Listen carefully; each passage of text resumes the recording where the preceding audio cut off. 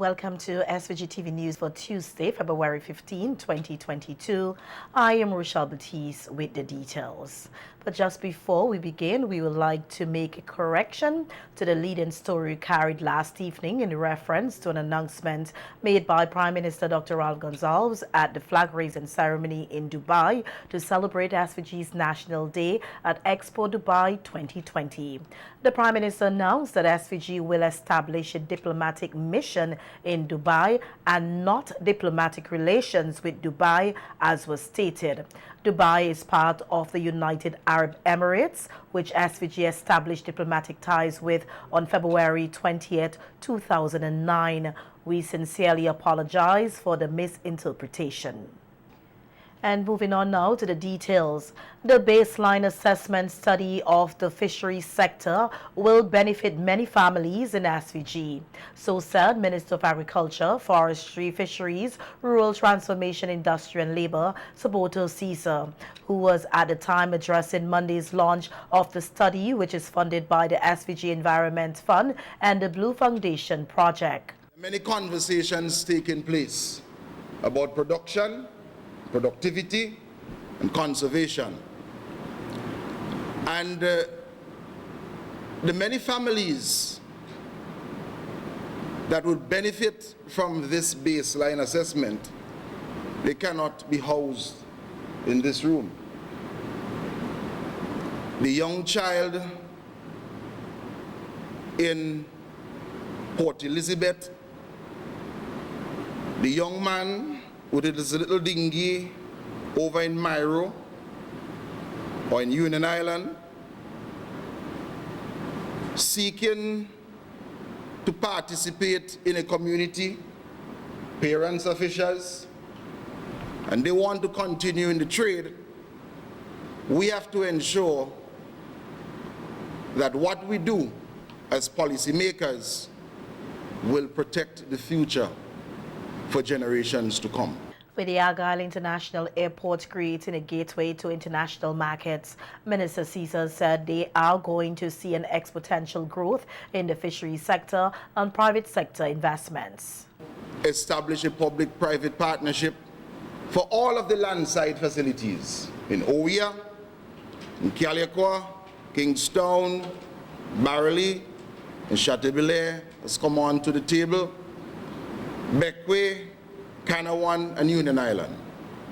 I want to thank and to congratulate all the investors who have partnered with us over the years. And we have seen in the statistics the exponential growth that we are currently experiencing. And when you look at livelihoods of many of the communities involved in fishing, they will tell you that even though they are in the middle of a pandemic, that they are not seeing significant declines in their income stream. Meanwhile, Minister Caesar urged the nation's youth not to shy away from the value-added chain being created in fisheries. We have witnessed over the last 6 months the creation of over 125 new jobs. And we are going to see over the next 24 months, as we build out the value chain, the establishment and the creation of a platform for close to 1,000 new jobs in St. Vincent and the Grenadines. I am happy that we have the support of those who believe, understand and appreciate the importance of conservation. Caesar said that he is looking forward to see the Fisheries Division working closely with the Ministry of Education to educate students of the importance of protecting and conserving the natural resources. I want to see the Department of Fisheries spending more time with the Ministry of Education to ensure that our children, our primary schools and our secondary schools, that they have this knowledge to continue to protect and to conserve. We are experiencing the vagaries of climate change, and I am comforted with excellent work like what we are going to see over the next few days and weeks and months, that we will all be proud when we leave this earth that we did our part in making it a better place. The Ministry of Agriculture is said to be completing work on the draft fisheries bill, and Minister Caesar noted that Cabinet has already granted approval for the consultation to take place. Head of the Anti-Trafficking Unit of the RSVG Police Force, Assistant Superintendent of Police Junior Simmons, said human trafficking is real and must be taken seriously. He was speaking on the issue on radio today, a day after the police announced that they detained Carlton Richardson of Fair Hall, a male attendant at the Milton Cato Memorial Hospital, in relation to an investigation that was launched into reports of insentient women who are being recruited as babysitters and housekeepers, then are allegedly subjected to exploitation and possible human trafficking. Since 2011, well, the unit which I head, the Anti-Trafficking Forces Unit, that was formed in 2012. We have investigated over 40 potential cases of human trafficking. Notice I said potential. During that time, we have had one arrest for human trafficking. It involved 3 foreigners as who were the potential victims, and the person who was arrested was of intention. ASP Simmons also detailed key points that everyone should pay attention to in an effort to identify traffickers, and noted that although it does not exist on a large scale in SVG compared to other crimes, it is still present. In order for you to really get a grip on it, you have to be able to know the indicators, things that you have to look for. You know, you may have a friend, let's say her name is Mary. Mary, you know, is a very happy person, bubbly and everything, you know, outgoing, friendly, kind. And every time you see her, you know, she always, you know, have a smile on her face and so forth. But all of a sudden, you know, she started appearing, you know, fearful, unhappy. You may see some unexplained bruises and cuts and so forth on her body. You know, that is a red flag. Another indicator of human trafficking is that the victims, they may not be in control of their travel documents, their passport, their airplane tickets if they are foreigners. Also, the victim, while they're working, they may or may not receive a salary, or if they have been paid, they are paid very little. They have been exploited. There will also be signs of mental stress. The victim can appear very disoriented, disheveled, even malnourished, because the human trafficker, you know, their main aim is just to make a profit, so they do not care whether or not their victims eat, sleep, drink. If they're sick, they don't bother to ensure that they see a doctor. When asked to give an update on the recent arrest made in connection to the crime, ASP Simmons noted that the gentleman was released from police custody pending further investigation. The police detained a Vincentian, a male attendant who works at the Milton Cato Memorial Hospital. He was in the Northwestern Policing District, allegedly soliciting young ladies to work as babysitters and housekeepers, nannies in the Grenadines. That matter was reported to the police. The police responded to the report. Mr. Richardson was detained by the police for questioning and investigations. Now, I want to say that it is not the first time that we have had an encounter with Mr. Richardson. We have had previous encounters with him, but those matters are sub judice.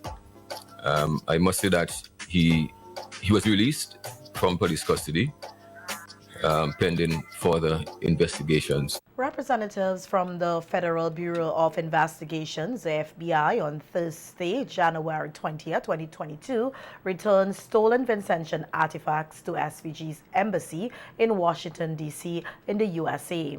A news release from the SVG High Commission said the artifacts were found in 2014 at the home of a 91-year-old missionary, Donald C. Miller, in the state of Indiana. The raid revealed tens of thousands of rare cultural artifacts, which the FBI suspected may have been obtained in violation of antiquities laws. The release said given the quantity, experts anticipate that it could take decades to sort through all of the objects, determine their legality, and figure out where and when they were purchased. Some artifacts have already been repatriated to countries such as Colombia, Canada, Ecuador, New Zealand, Spain, and China. The collection, which was displayed and some labeled, include Ming Dynasty jade, a dugout canoe that had traveled down the Amazon River, and about 2,000 human bones believed to be taken from ancient Native American burial sites. The artifacts from St. Vincent and the Grenadines are tools believed to be used by the indigenous people. It is not certain how and when Miller came in possession of these, but it is believed to be from a trip to the country in 1995. The return of the artifacts was done at the embassy in downtown Washington, D.C., and was received by Minister Counselor, Deputy Permanent Representative Omari Sutu Williams on behalf of the government of St. Vincent and the Grenadines. Provisions are now being made for them to be returned to SVG. Seismic activity at the La Sofré volcano has continued to be at a low level since the tremor associated with the explosion and ash venting on April 22, 2021, with no lahar signals recorded. This is according to the latest update provided by the UWI Seismic Research Center today. The center said gas measurements indicate that the plume chemistry shows decrease in sulfur dioxide and carbon dioxide concentrations, and that the plume chemistry indicates that the gas composition is slowly returning to its pre-eruption chemistry. It said there has been no significant change in the formation signal since May 2021, and that current activity is consistent with a period of unrest after an eruption, which can continue for weeks to months. It was, however, noted that while volcanic activity has been on a decline, secondary hazards like lahars can occur. The volcano alert level remains at yellow. The Richmond Vale Academy, which is in the closest community to La Sofré volcano, was severely impacted by the eruptions in April 2021. Looking ahead, Executive Director of the Academy, Steiner Herbert, said that while restoration work continues, planning ahead with a better backup plan is being looked into. No, for the ecological farming part, no. For looking into now, because we will start with animals again, we need to have a better backup plan for evacuation of the animals. So obviously we need to do that better. I don't know exactly how, but that we want to do better. But otherwise, we would just like to continue all the ecological farming activities, the coral restorations, the mangrove planting, and having many courses here so that we can together build a more climate compliant and resilient future. Climate change is going to affect us more and more. It's just going to get worse before it gets better. So therefore, it's so important for us that we all learn what it is that we can do to mitigate the effects. Herberg estimates their loss to be several million EC dollars, noting that while efforts were made to save animals, it was not possible to save all. About 200 chicken, about 25 sheep, number of pigs. There were so many challenges that was very hard to foresee. For example, you would, as many farmers couldn't evacuate with their dogs, you couldn't have all these dogs in the shelters, of course. These dogs were hungry, so they would also eat some livestock. So I think some of this was very hard to predict what could happen. I mean, 20,000 people evacuated, nobody died, everybody somehow was taken care of. I mean, this wasn't perfect, but I mean, that's commendable. And yes, some things we couldn't get it to work. The environmentalists said that following the eruption, many persons are now more aware of the impacts of the volcano, and it was observed that persons are now taking a fresh guard. I've been very pleased to see, first of all, the solidarity efforts that's been happening since the eruption. I never saw so many people come out of their homes and help each other. And that's commendable. The efforts of helping each other through this is what my experience was. And then I see a very growing consciousness on taking care of the environment. And that's involvement in tree planting and especially ecological farming. So many families will do their ecological backyard gardens because they know this is going to boost their immune system and take care of their health, and it also brings somewhat a livelihood. So this is on the move.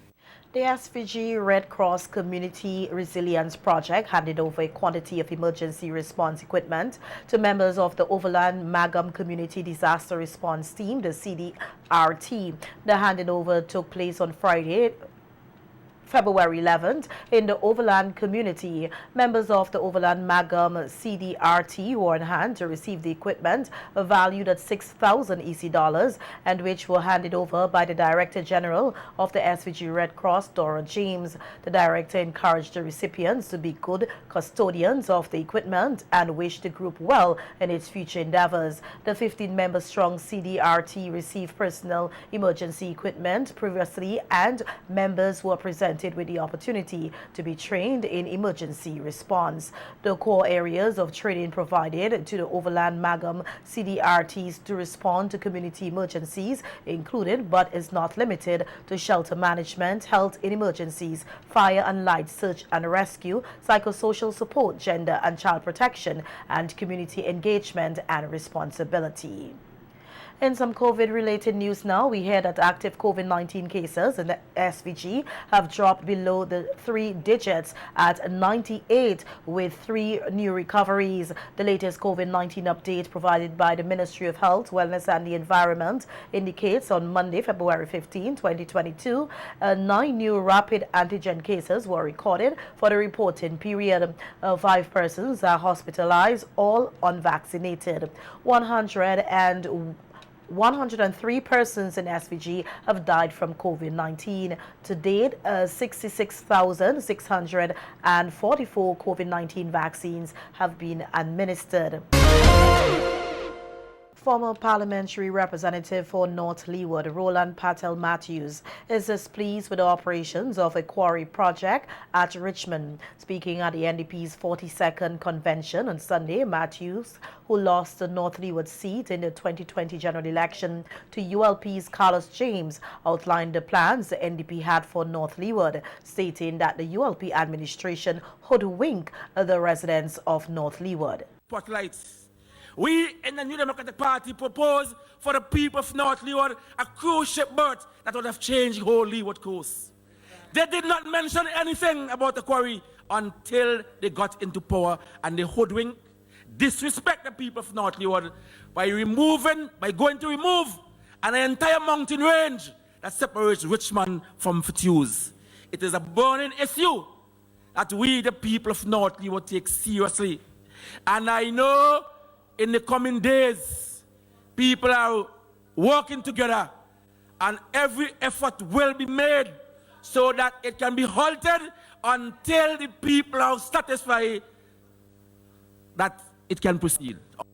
Matthews, like other speakers at the convention on Sunday, told supporters that they are the majority party, but went further to challenge the party to act like the majority. I want to say to you this evening, I want to give my party a challenge, and the challenge is this: you are the people's choice. You are the majority. For God's sake, NDP, act like it. I want to repeat that, you know. We are the people's choice. We are the majority, and it is time for the New Democratic Party to act like they are the majority, and we must do so. The New Democratic Party must let the ULP know, as Brother Wiley said, game over. Member of Parliament for Central Kingstown, Sinclair Leacock, expressed dismay at the way the government went about leasing land for the quarry project in Richmond. He said that from all indications, not much thought went into it. There's front-end loaders, Mack trucks, all the paraphernalia. You know, they remember the people. They didn't imagine that there could be asthmatics, people could be affected by dust. They didn't imagine that there are people who could be affected by the pollution of the noise.